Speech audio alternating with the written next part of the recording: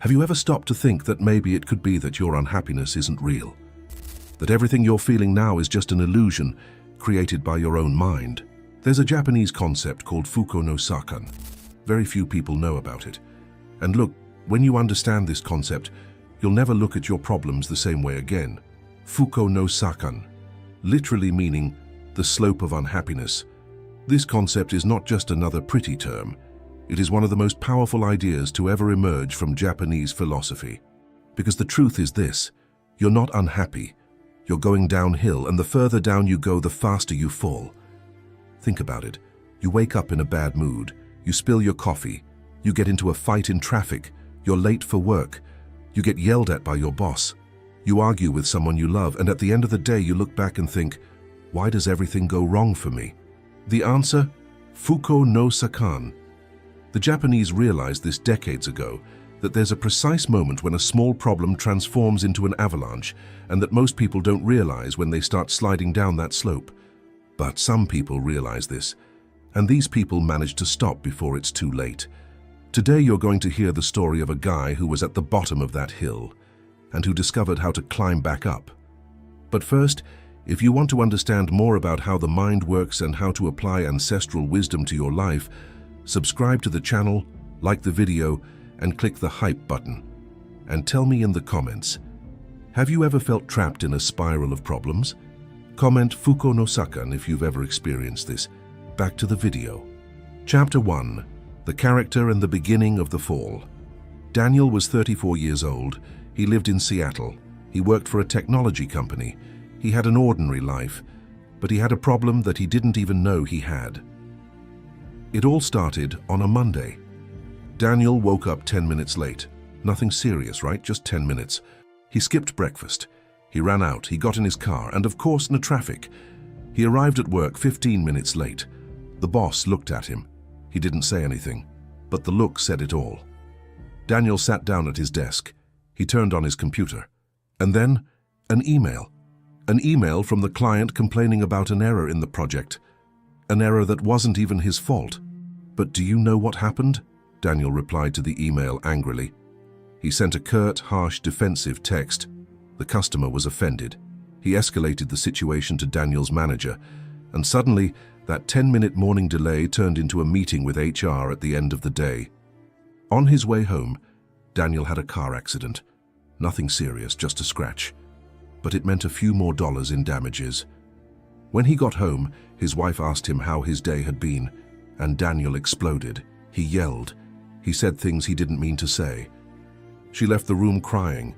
Daniel sat on the sofa alone, and he thought, what's happening to me? The answer? Fukō no Sakan. He was going downhill, and he didn't even know it. In the following days, it got worse, much worse. Daniel started sleeping poorly.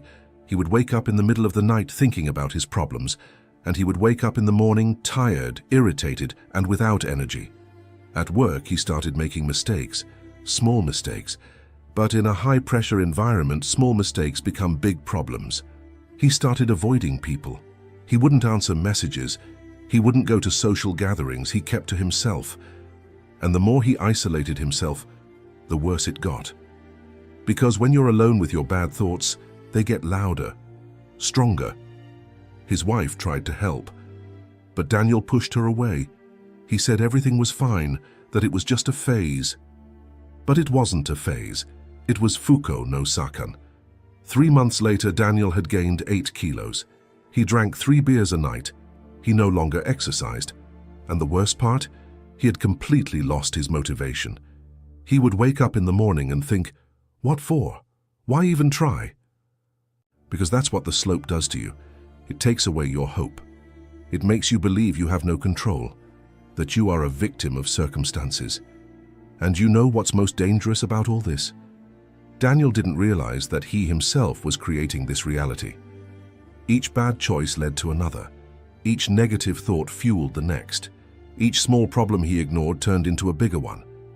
It was as if he were doing a reverse Kaizen, where instead of improving 1% each day, he was getting 1% worse each day, making small bad decisions that were gradually making his life worse. He was trapped, not in a situation but in an illusion. The illusion that he was unhappy, when in reality he was simply going down a slope that he himself had started to descend. Chapter 2. The Encounter and the Revelation.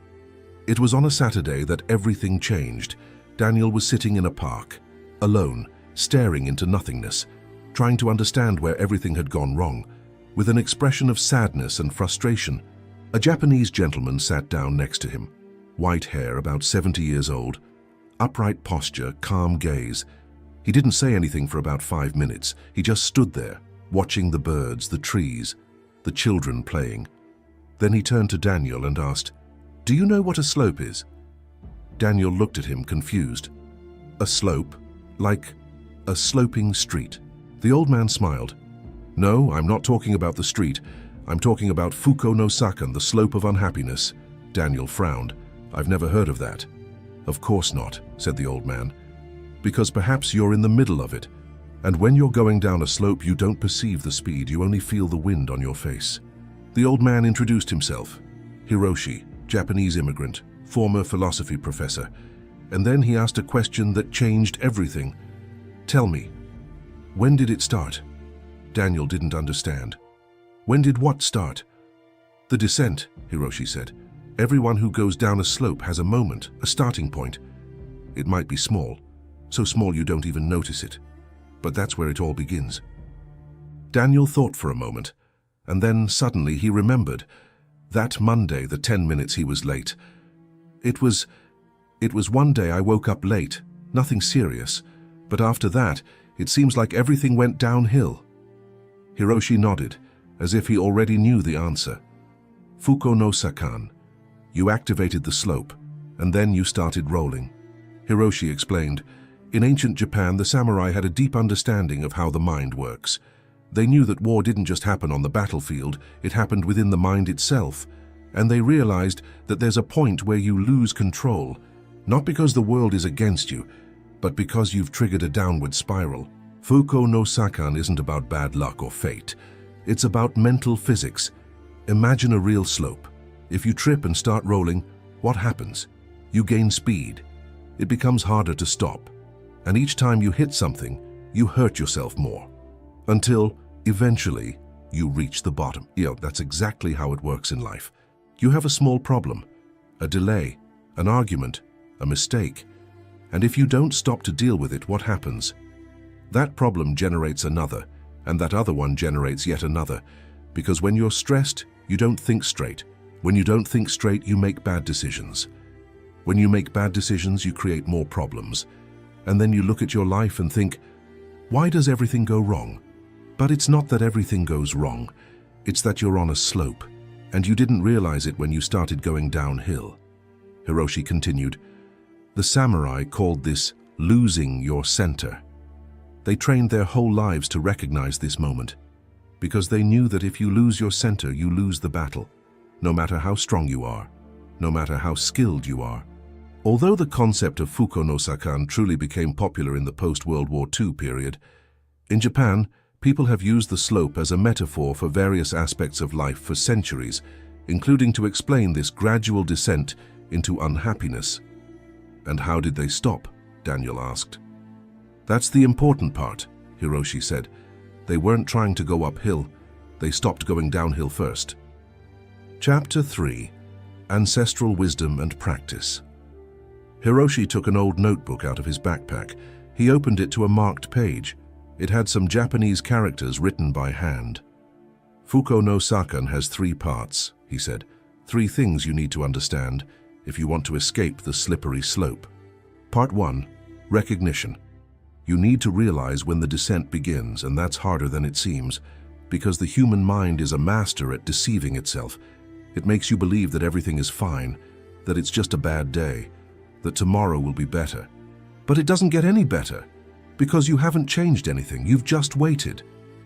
Daniel remembered the last 3 months, how many times he had thought, tomorrow will be better. And it never was. Second part, interruption, Hiroshi continued. You don't climb a hill while it's rolling, you stop first. And stopping means doing something different, breaking the pattern, because every bad action leads to the next. If you don't interrupt the cycle continues. And third, asked Daniel. Part 3. Reconstruction. You need to build friction, put obstacles in the way of the descent, create habits that hold you back, routines that anchor you, because without that, any wind will push you back down the slope. Hiroshi closed his notebook. In the time of the samurai, they had rituals for this: morning meditation, physical training, tea ceremony. It wasn't just tradition, it was mental engineering.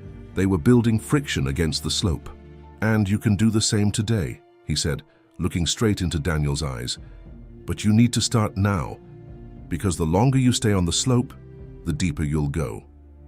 Hiroshi proposed a challenge: 7 days, 7 specific actions. Day 1, you will identify the first problem, the one that started everything, and you will solve it. It doesn't matter if it's small. It doesn't matter if it seems insignificant. You solve it, Daniel thought. The first problem had been the delay, but the delay had been caused by... He wasn't sleeping well. He was going to bed too late. So on day 1, Hiroshi said, you're going to bed at 10 o'clock at night. No negotiation. Day 2, you're going to do something you've been avoiding, a difficult conversation, an email you don't want to answer, a problem you've been putting off, because everything you avoid adds weight to the descent. Day 3, you're going to help someone, anyone, in any way, because when you're on the slope, you become self-centered. Everything is about you, your problems, your pain, and that keeps you stuck. When you help someone, you remember that the world is bigger than you. Day 4, you're going to move your body, exercise, walking, anything, because the mind and body are not separate. When the body is still, the mind gets stuck. Day 5, you're going to write 3 things that went right, 3 things you're grateful for, because on the downhill slope you only see what's wrong. You need to train your brain to see what's right too. Day 6, you're going to reconnect, call a friend, spend time with family, because isolation fuels the downward spiral. Connection creates friction. And on the 7th, Hiroshi smiled, you're going to do something just for pleasure, something that has no productivity, no objective, just because it makes you feel alive. Daniel wrote everything down. What if I fail one day? You will fail, Hiroshi said. Everyone fails, but failing isn't the problem. The problem is giving up. If you fall, you get up the next day and keep going, because that's what it means to get off the slope. It's an uphill climb, and uphill climbs are slow. Chapter 4. The Transformation. Daniel did what Hiroshi told him to do. Day 1. He went to bed at 10. He woke up rested for the first time in months. Day 2. He had a conversation with his wife. He apologized. He cried. She cried. But he was honest, and something changed between them. Day 3. He helped a co-worker with a project. Day 4. He ran only 20 minutes, but when he finished, he felt different, lighter. Day 5. He wrote. And at first, it was difficult to find 3 things, but he found them, and then he found 3 more and 3 more. Day 6, he called his father. They hadn't spoken in months. The conversation went well. Day 7, he went to a show. He didn't post on Instagram, he didn't take a picture, he just enjoyed the music. And you know what happened? He stopped going down. It wasn't an instantaneous process, but it was gradual. In the 2nd week, he repeated the process, and in the 3rd and in the 4th, and gradually he began to climb. The problem still existed. The work was still stressful. The traffic was still bad. But he was no longer on the slope, because he had created friction. He had built barriers against the descent. 3 months later, Daniel met Hiroshi again in the same park. "How are you?" the old man asked. "Better," said Daniel. "Much better." "So you understand?" "I understand. I wasn't unhappy. I was trapped in an illusion. The illusion that I had no control, that things only happened to me." Hiroshi nodded. "Fukō no Sakan. The slope only has power if you believe you can't stop it. But you always can, at any time. You just need to choose." Clinical psychologist Dr. James Pennebaker of the University of Texas conducted a study on what he calls rumination spirals. He discovered that when people get stuck in negative thought patterns, their brain chemistry changes. Cortisol increases, serotonin decreases, And the longer you stay in that state, the harder it becomes to break free. But he also discovered something incredible, that small, consistent interventions can completely reverse this process. It doesn't require intensive therapy. It doesn't require heavy medication. It requires intentional and repeated action. The mind responds to structure, to discipline, to rituals. Fukō no Sakan is not mysticism. It is ancient neuroscience. But there's one thing Hiroshi didn't tell Daniel that day in the park, something only masters of Japanese philosophy know. Fukō no Sakan has an opposite, a sibling concept. Ko no Sakan, the slope of happiness. It's the same principle but in reverse. When you do something good, that good thing generates another good thing, and that one generates yet another. And suddenly, you're not just avoiding the descent. You're going up, and this upward movement has the same momentum effect. The higher you climb, the easier it becomes to keep climbing, but that's a topic for another day. So are you on the slope now? Think about it. When did it start? What was the first problem you ignored, the first slip-up you let slide? Because the truth is this, everyone goes downhill at some point. It's part of being human. It's part of life. The difference between those who stay trapped and those who get out is simple. Those who get out realize. Those who get out stop. Those who get out act. You're not unhappy. You're trapped in an illusion. The illusion that you can't do anything, that things simply happen to you. But you can, anytime, starting now. Fukō no Sakan, the slope of unhappiness.